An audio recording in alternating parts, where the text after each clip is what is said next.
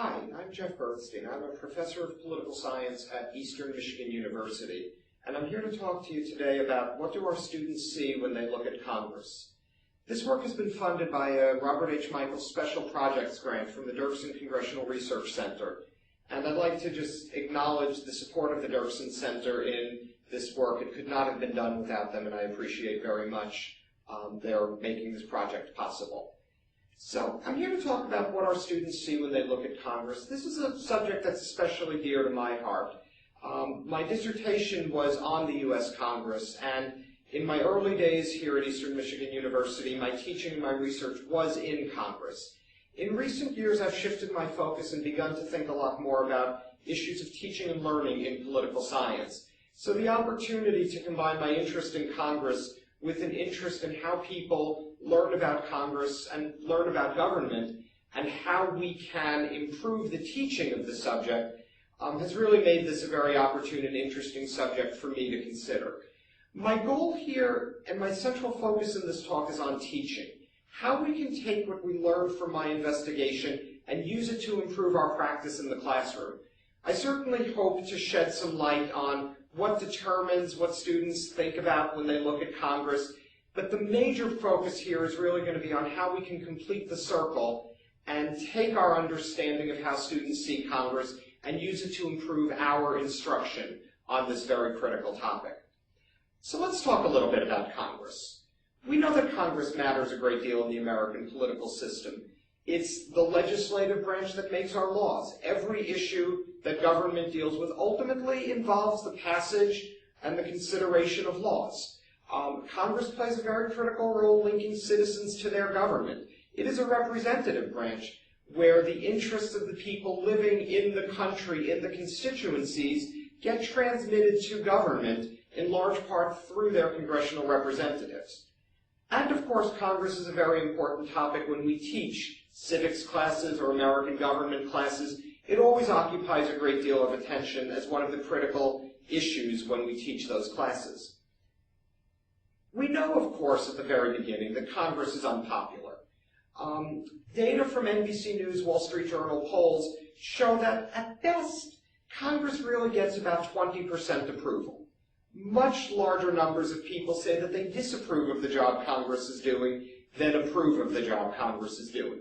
This is probably not news to anybody, but it's something worth mentioning at the outset. So what do we know about Congress's unpopularity? One thing we know is that Congress's unpopularity is driven not so much by the products of what it passes, but more by the processes by which it considers legislation. It's not so much that Congress passes a piece of legislation and people are unhappy with it because of that piece of legislation. Instead, it's more the way that piece of legislation gets passed. Through arguing, bickering, even compromise is very uncomfortable and displeasing to people. Benjamin Franklin years ago said that democracy is the worst form of government except for all others. And we see that here. Americans do love democracy. We wouldn't have it any other way, but we have an antipathy to actual democratic processes. We would prefer, in the words of John Hibbing and Elizabeth Theis Morse, see stealth democracy. Democracy where we don't really have to see all the ugly details. Brings to mind Bismarck's observation about legislation. Legislation is like sausage. You don't want to know how it's made. In this realm, my interest in studying Congress leads me to consider one piece of the operation of Congress, the filibuster. I think studying attitudes toward Congress is a great topic for study, but it might just get a little too complex and a little too much. So my focus here is going to be on the filibuster. The filibuster is a legislative provision that basically would allow senators to talk a bill to death. They can take a piece of legislation, begin talking about it, and refuse to yield the floor. In order to stop a filibuster, it requires 60 votes to invoke what is called a motion of cloture. Now, the Senate has 100 members. So if you had a piece of legislation that had, say, 55 supporters, the 45 who opposed it could get together and stage a filibuster. They could refuse to allow the Senate to do any other business while they controlled the floor. The majority, in this case being 55 senators, would lack the votes needed to pass cloture. They would not be able to choke off the filibuster, and ultimately would probably have to pull their piece of legislation from the floor to enable the Senate to move on. This would be a case of where the minority is able to basically defeat the majority. The filibuster is relevant today. Pieces of legislation get filibustered all the time in the Senate. During the Bush administration, in fact, Democratic senators filibustered Bush judicial nominees so often that it led to a great deal of conflict and strife within Washington, serious conflict within the Senate that was really averted only at the last minute when a group of 14 senators came together and created a compromise. So the filibuster is not some dead, arcane legislative procedure. It's very much a living piece of congressional processes. Something else about the filibuster that I think is very important is it's a critical piece of democratic theory. A lot of what we study in political science concerns how the rights of the majority, and we certainly want majorities to have rights and power, are balanced by our concern for the rights of the minority. Majorities should rule, but we don't want to have tyranny of the majority at the expense of the minority. The filibuster is a useful legislative tool for making sure that the minority has some power to resist what the majority might do. And the filibuster it's an ugly piece of Congress in action sometimes. For many people, their image of the filibuster is Strom Thurmond filibustering for over 24 hours against civil rights legislation. For other people, when senators stand on the floor reading recipes or reading pages from the Manhattan phone book into the congressional record, it makes Congress look ridiculous. Now, sometimes, of course, filibusters can be very virtuous.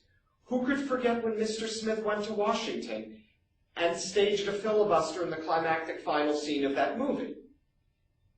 But for most of us, filibusters convey a fairly ugly and, frankly, silly picture of Congress in action. When I want to study the filibuster and study how people see the filibuster, I don't think it really works to study the filibuster in isolation. I could explain the filibuster to my students and then say to them, tell me what you think. Is this a good idea? I just don't know that I'm going to really get all that much and all that rich of a dialogue and a discussion when I try to do that. I prefer to study the filibuster, as I will here, in the context of a specific piece of legislation. I'm going to tell a story about a piece of legislation, the Employee Free Choice Act. Ultimately, the filibuster played a critical role in the Employee Free Choice Act, and it allows students, when they consider and engage with the issue of the filibuster, to also tie it into the question of who wins and who loses when the filibuster is used with this piece of legislation. So let's consider the Employee Free Choice Act. This was a hot political issue in 2007. It did not pass in 2007. The Employee Free Choice Act managed to get 51 senators to favor it. 48 opposed it. A majority favored this legislation, but the minority filibustered it. The 51, of course, could not get up to the 60 votes required for cloture, and it died. It is now a very hot piece of legislation in 2009. It is, at this point, one of organized labor's top priorities in this current congressional session, and they're in luck, because President Obama was one of the original co-sponsors of this bill and has signaled that he would favor it and would sign it if it manages to pass the Senate in this go-round. The Employee Free Choice Act attempts to change the process by which unions are formed. Currently, the way things work is that if employees at a company wanted to form a union, they would go around and get their fellow employees to sign cards. This is called the card check process. If more than half of the employees signed these cards, they would be presented to management. Management at that point would have the option of asking for a secret ballot election to be supervised by the National Labor Relations Board. What could happen in this case is that the drive for unionization could be defeated. And sometimes management will use its power to coerce its employees, gently or not so gently, to defeat unionization. The Employee Free Choice Act would change the process. Once a majority of cards would be filled out and signed, the union would automatically be certified. No more secret ballot. It removes a fairly large hurdle to forming a union. So I'd like to show just a couple of very quick videos about this. Here's a 30-second commercial that's sponsored by American Rights at Work that talks about or attempts to persuade people to support this piece of legislation. CEOs' salaries and benefits are getting fatter and fatter, while workers face soaring gas prices, foreclosures, and rising healthcare costs. The Employee Free Choice Act gives workers the freedom to form a union so they can earn better wages, retirement security, and healthcare coverage. Go to freechoiceact.org. It's time our economy worked for everyone again.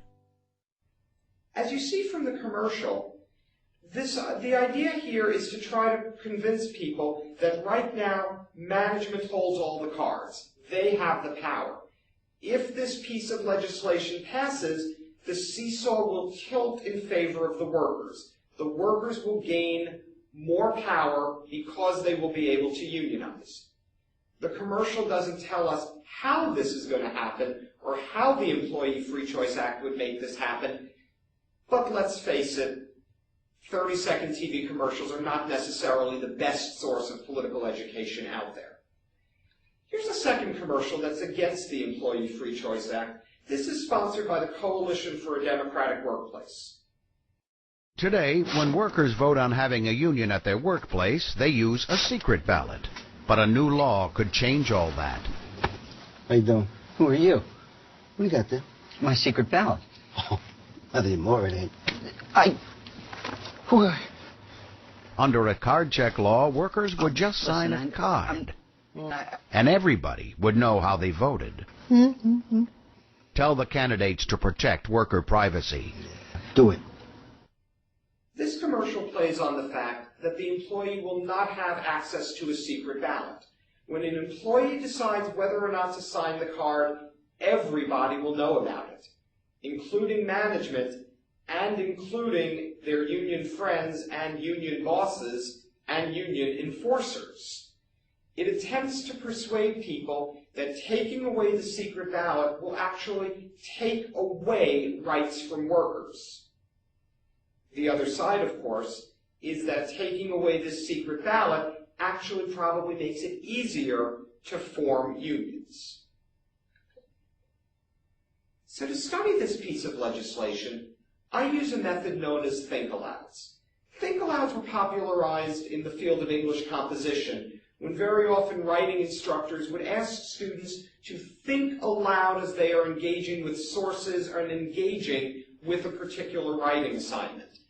Sam Weinberg, who's in the field of history and history education, has done wonderful work on think-alouds where he has history students work through a set of documents and talk aloud as they go through it. Weinberg's work is very much an inspiration for my own.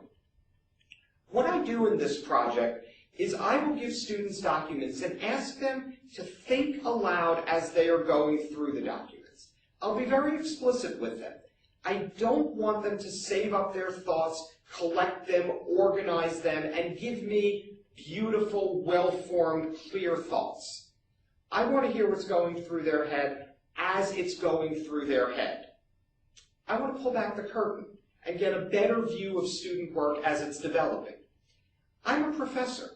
The student work I see is the final product, the one that they stayed up all night finishing and polishing, cleaning up the spelling and grammar and making it shine, usually, sometimes. I don't get to see the process. I don't get to see what the first or second draft looks like. Ideally. Sometimes I do see the first draft and it's handed in, but we won't talk about those papers. But what I see is the final product. What will help me as an instructor is to see the process by which students come to that final product. I can then take what I learned from that and complete the circle. Take what I'm learning and use it to change my practice to improve my teaching and hopefully, therefore, to improve student learning. So I bring students in to do think-alouds.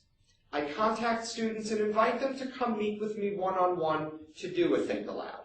Each one takes about an hour, and the students are paid $20 for their participation. The work is approved and the project is approved by the Institutional Review Board at my university to make sure that human subjects' interests are taken into account. So when students come in, they get a survey. They're asked to answer questions about their general political attitudes, attitudes toward issues of organized labor and management, attitudes toward the Congress, political knowledge, a basic baseline. Then I expose them to some articles that deal with the filibuster, how it's worked, how it's set up, what are the advantages and disadvantages. They also read a series of articles on the Employee Free Choice Act.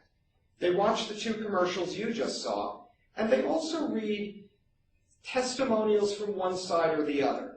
They read a letter from the Chamber of Commerce addressed to members of Congress in which the Chamber, a pro-business group, argues why the Employee Free Choice Act is a bad idea.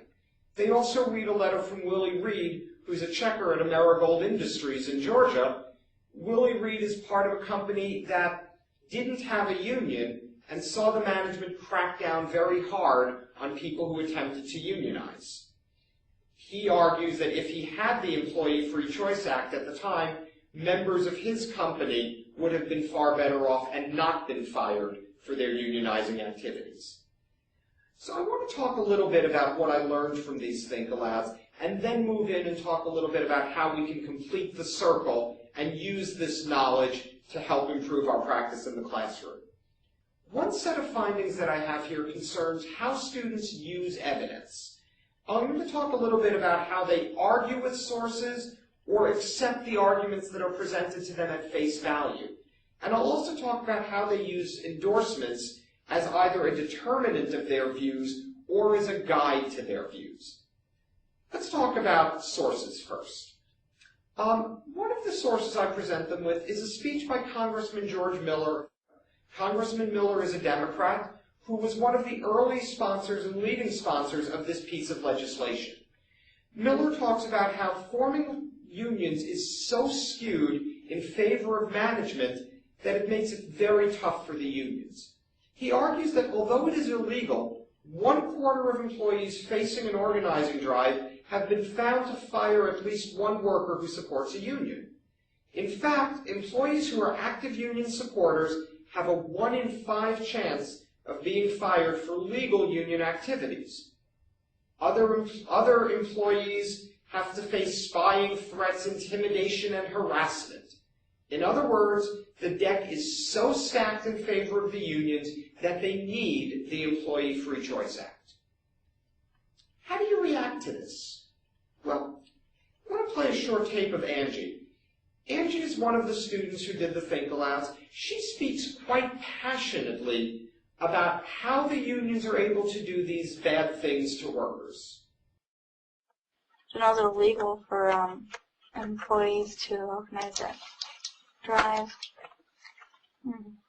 1 in 5 chance of being fired for illegal union activities. Do not go aspire. Oh my god, I didn't know that. I no wonder, because they don't punish them enough. So why would they stop? I guess, I don't know why they punish them. Yeah, the whole issue is power. The employee has the power. Employer has the power, of course. When you listen to Angie, she seems to be taking what Miller is saying and accepting it and presenting it as the truth. This is what happens, and she's not happy about it. That's one approach to it. On the other hand, here's Scott. Now, Scott has been reading this George Miller quote, and he's been reacting to it. But then he makes a move in the middle here. Take a listen.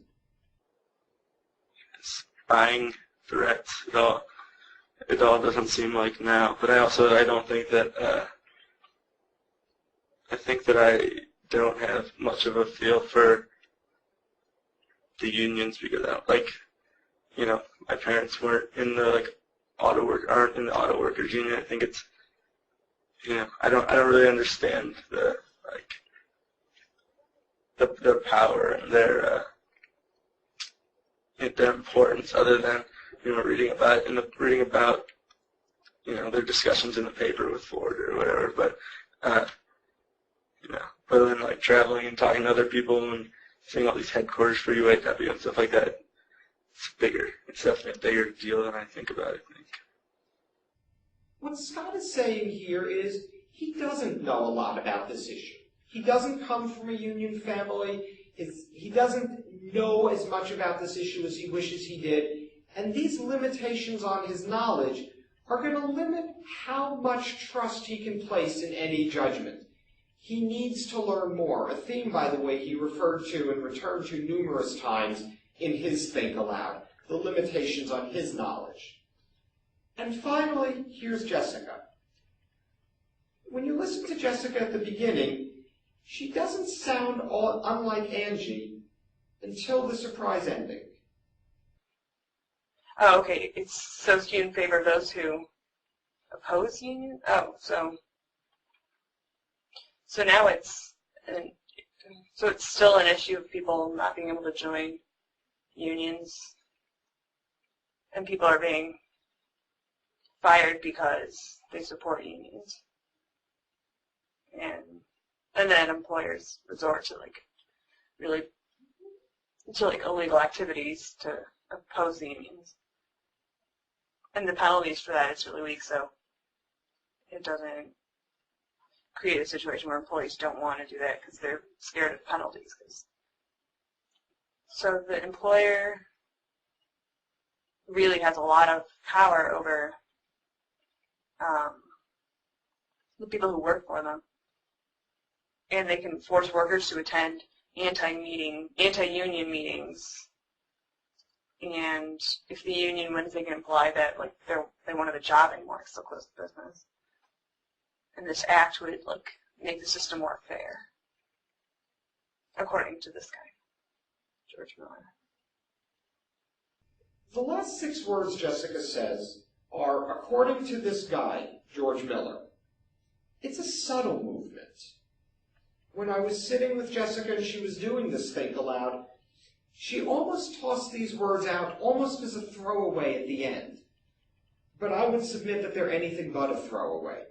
They indicate to me a fundamental difference in understanding that she has as opposed to Angie. Angie reads what George Miller says, and it is the capital T truth. Jessica reads what George Miller says, and it's interesting, it's engaging, it's important, and it's one side of the story. What Jessica does is really show a more sophisticated way to consider the legislative process and to consider how we make knowledge in the field of government. There's a second aspect of evidence that I'd like to consider here, and that is how endorsements are used. My timing in doing this Think Aloud was very good. I was able to do it during the 2008 presidential campaign, and able to show students who were doing the Think Alouds quotes from Barack Obama and from John McCain about what they thought of this issue. Obama supports the bill because in order to restore a sense of shared prosperity and security, we need to help working Americans exercise their right to organize under a fair and free process and bargain for their fair share of the wealth our country creates. It's a standard and strong argument that he is making in favor of the Employee Free Choice Act. McCain, on the other hand, opposes this bill. Not only is the bill's title deceptive, he says, the enactment of such an ill-conceived legislative measure would be a gross deception to the hard-working Americans who would fall victim to it. 2 very clear quotes from 2 key political figures at the time these think-alouds were being done. What do you do with them? Well, if you're Heather or Billy, these quotes determine your view on it. Heather tells us that if Barack likes it, that's good enough for me. Billy says he generally agrees with Barack. So if he supports this legislation, I would too. Now, it's true that following the viewpoint of a trusted political figure can be a very key and very important way to reach your judgments. But I would suspect that Heather and Billy may have overdone it a little bit. They've given away their judgment on this issue to Obama. I much prefer what Carl and Stephen are doing. Carl tells us that his being in favor of the bill makes him feel good, that his instincts about this bill are probably right because Obama supported it. And Stephen tells us that Barack being in favor of it is pretty important for forming my judgment. It's not determinative anymore, it's a guide. Again, I would suggest it's a subtle difference, but I think a meaningful one in terms of how students are using political information. So we've talked about information, which is sort of a more general point, one that works when we consider how students deal with politics, but also with a range of other issues. I'd like to shift the focus right now and talk about two bottlenecks towards student understanding. The idea of bottlenecks owes a lot to the work of some historians at Indiana University who did a study on what are the key things that students need to know in order to decode and understand the discipline of history. In my case, I would suggest that my think-alouds showed two major bottlenecks in students' understanding. The first one that I want to talk about is the issue of teaching barbarics in addition to civics. John Hibbing and Beth Theis-Morse, whose work on stealth democracy I mentioned earlier, did a wonderful article some years ago in which they talked about that schools ought to do more to teach barbarics rather than civics. Politics is a contact sport. It may not be a nice way to think about it, it may not be a pleasant way to think about it, but politics is a game where sometimes it's very often zero-sum. One side wins, the other side loses. And I would suggest that if students don't understand that fact about legislatures, they put themselves at a disadvantage. For instance, here's Heather. Heather doesn't understand why a company needs to react as it did. Heather is talking here about Willie Reed's company that fired workers for engaging in union activity. How much trouble would having a union really cause, Heather asks? Is it really worth all this effort to stop the unions from forming? Or Andrew. Andrew says, why can't the companies realize that when their workers are happy, they will do better work? It seems a lot of effort is being wasted with management battling the unions. I hear what Heather and Andrew are saying. I wish I could see the world as nicely and as optimistically as they do, but I can't. To me, understanding Congress and understanding Congress's work on this issue means understanding that on some issues, the union and the management will have different views. And if you miss that point, I think your ability to understand this issue, and I would suggest your ability to understand the filibuster, is compromised. Let's look at Rachel. Rachel tells us that the filibuster is definitely part of the process of passing legislation. It is a tool minorities can use. Reading these articles, she said, there are examples of those who have power using it to exploit those who do not. The filibuster becomes a useful tool in combating that. When I read Rachel's comments and I think about them, I'm hearing a real richness. By understanding that there are those with power and those without, and that those who have power very often try to use that power to exploit those who don't, Rachel comes to a richer understanding of the filibuster. It's a tool, an effective tool for those who don't have power to at least assert some influence on the process. I would suggest that if you don't start off with that barbaric perspective, your ability to see the filibuster in this much richness is somewhat compromised. So in addition to this bottleneck of barbarics and civics, there's a second bottleneck that I've identified, and that is the ability of students to understand issues of majority rule and minority rights. Over the course of my teaching, I've had time to talk with a lot of students about issues of what democracy means. One of the themes that is so often repeated, it's probably the most common theme I hear expressed about democracy, is that democracy means the majority rules. It's not hard to see where students come up with that perception. It's generally true. And here's Heather and Roger talking a little bit about the Employee Free Choice Act in the context of majority rules and minority rights. Heather tells us that when the filibuster is used, the views of the minority can defeat the majority. And she doesn't think this is right. It's a democracy, and the majority should be able to get what it wants. Roger tells us that he knows the majority is not always right, but it seems really unfair that the side that favored the EFCA had more votes than the side that did not, and yet they lost. To Roger, the filibuster is just a bad idea. These are interesting viewpoints, certainly. To my taste, perhaps a little too majoritarian. And I think that they miss something. They miss that understanding that when you empower majorities to such a great extent, then minorities often can get trampled and often can be tyrannized in the political system. I'd like to play just a few tapes of some students who, in their think-alouds at the end, had reached judgments about the filibuster that showed a richer understanding of the tensions between rule of the majority, and rights of the minority. Okay. So here is Kathy. Kathy is talking about her view on the filibuster in this clip.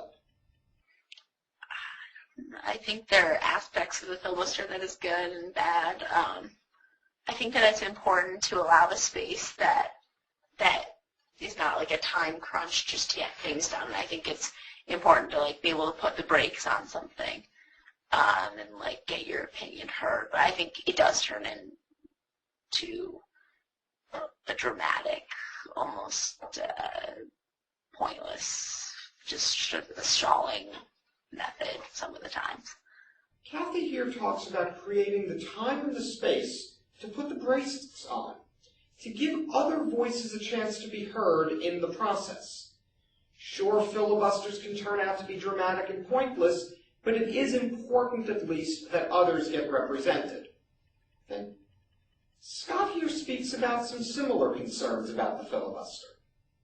It makes it necessary to compromise, and it makes it necessary to engage with the other side. So it's been abused a lot in our history, but a filibuster or some sort of restriction on legislative power, I guess, is good for America and necessary for America to compromise and discuss. In Scott's view, the filibuster is necessary to help create compromise. If you're not concerned about the rights of the minority, then you wouldn't really be as concerned as Scott is with putting some restriction on legislative power. Restricting legislative power is particularly important if you fear the power of the majority. Paul here talks about the filibuster as well. Is the filibuster good for America or bad for America? It is good for America because it gives people that would usually not have the chance to let their opinion be heard about an issue or not. It just gives them the right to talk about it until your ears fall off. And if you feel so strongly about something that it's like you can't sleep about something, I would want to talk about it constantly until somebody finally understood what I was saying and was on my side. I think it's good too, because basically means it literally means I think that everyone's vote counts in a way that one person can affect a huge decision like that. Paul's comment echoes some of the others that we've heard, that the filibuster gives a chance for people who might not have the opportunity to be heard to actually be heard. Okay. And finally, Jessica here talks about the filibuster and how it's very good for minorities. And the filibuster ended the legislation for the EFCA, and it helps the minority, like filibusters are supposed to, that, you know, it helped the minority, but it hurt the majority, and the majority wanted the union, so it hurt the Democrats and the labor unions, but it helped the Republicans and businesses. And overall, I think the minority usually, I think overall the minority deserves more say in how things run. So I think overall the filibuster is usually a good thing, but I think there's cases like these that show how it can be really abused and used for the wrong reasons. Like the other quotes we've heard here, Jessica really helps us understand that the filibuster is a useful tool to protect the rights of minorities. I would suggest here that if somebody didn't have that rich understanding of the importance of protecting minority rights, the ability to understand the filibuster and to understand so many other things about Congress and government would really be compromised. So to me, this understanding of majority rule and minority rights is really a very critical bottleneck that we need to get students through in order to help them have a rich understanding of how government, and specifically Congress, works. So I'd like to spend the last couple of minutes just talking about some ways to complete the circle. What can we do, based on what I've discussed here, to improve our classroom practice? One thing is that we need to help our students learn to work better when they confront political information. And I think we do it by practicing it with them and modeling it for them. Since I've started to do think-alouds on this and on other issues, I have begun to get much more explicit about this in my classes.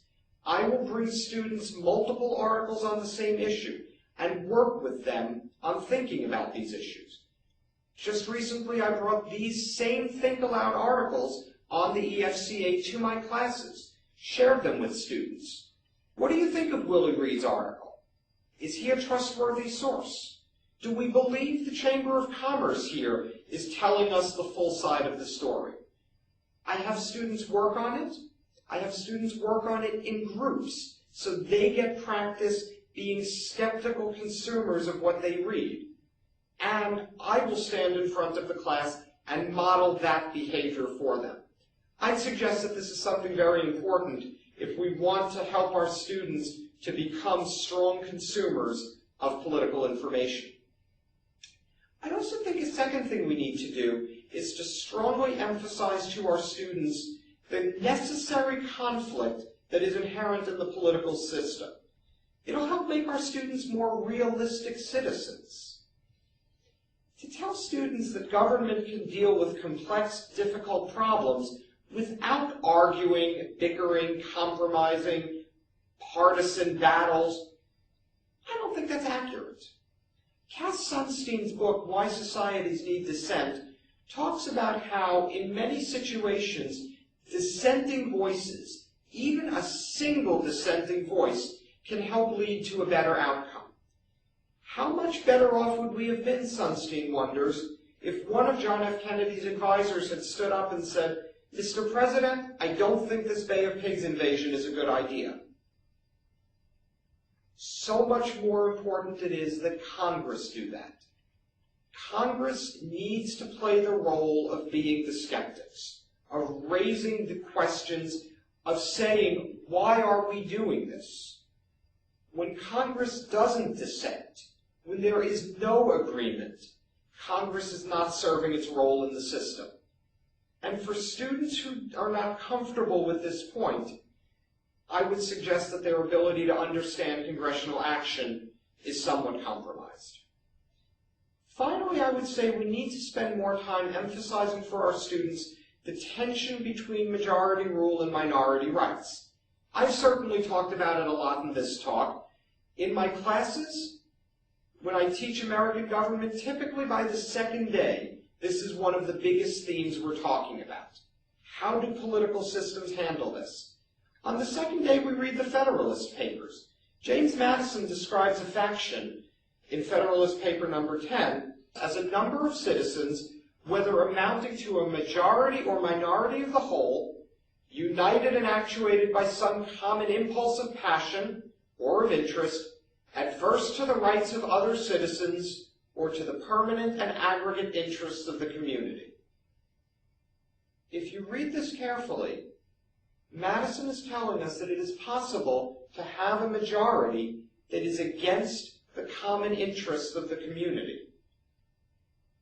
Some students get this immediately. Other students really struggle with how a majority can oppose the common good of the community. To me, a lot of the filibuster is very much about this point, about empowering minorities in situations where they believe that the majority may be acting against the common good or the common interests of the community. And I would argue that if students don't have this rich, deep understanding of majorities and minorities, there is so much that goes on in Congress and so much that goes on in American government that they very simply will just miss. My hope here is that in this talk, I've been able to suggest some ideas, some critical points that students need to understand in order to have a rich understanding of Congress. And I hope I've been able to suggest some strategies and some ways to consider how we can help students to move past these bottlenecks and be better consumers of political information and better students of American government when they have the opportunity to take these classes, and more importantly, when they have the opportunity to act as citizens in a democracy after they get out of school and through the rest of their lives. So I hope you found this talk interesting, and I hope you will be able to use what I've presented here in the classroom and with your students in years to come. Thank you very much. If you have any comments on this, my email address is on the screen, and I would certainly be happy to hear from you with your thoughts on what I've done here. Thank you very much.